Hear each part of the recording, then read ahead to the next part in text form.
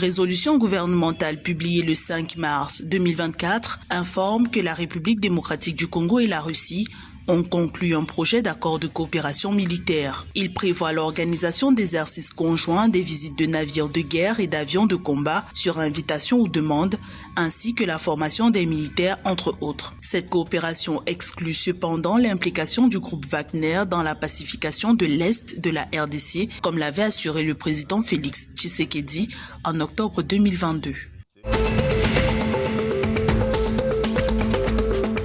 Au quatrième trimestre 2023, les exportations de produits agricoles ont connu une hausse de 1,3% au sein de la communauté économique et monétaire de l'Afrique centrale. Cette embellie est consécutive à la hausse de 5% des cours des produits non énergétiques composés des produits agricoles, de la pêche, de la foresterie et des minéraux. Elle est soutenue à 13,5% par le cacao, à 9,5% par le caoutchouc, à 5,2% par le tabac, 4,5% pour le riz et 3% pour le café.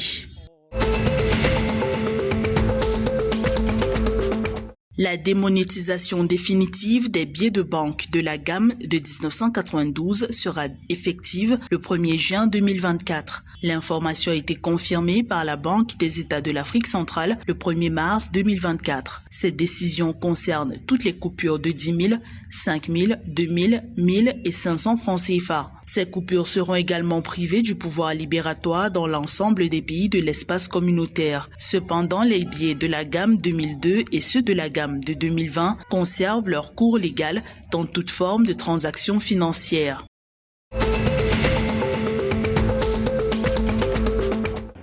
Les capacités de production électrique installées du Gabon ont été évaluées à 704 MW.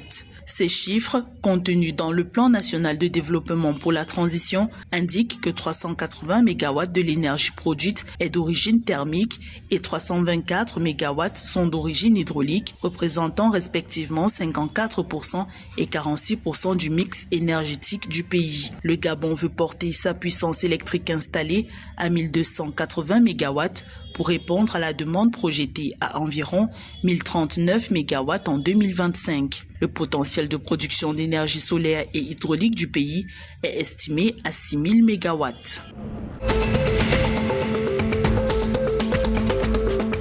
Le sélectionneur de l'équipe nationale masculine de football du Tchad, Kevin Nikez Tatila, a convoqué 26 joueurs locaux pour la phase préliminaire de la Coupe d'Afrique des Nations Maroc 2025. La liste des joueurs présélectionnés, publiée le 4 mars 2024, comprend 3 gardiens de but, 9 défenseurs, 7 milieux de terrain et 7 attaquants. Dans le cadre des tours préliminaires de la CAN Maroc 2025, le Tchad affronte la sélection de l'île Maurice le 22 mars 2024 au stade Amadou Ahidjo de Yaoundé. Cette phase de la compétition concerne uniquement les pays les moins classés au classement FIFA.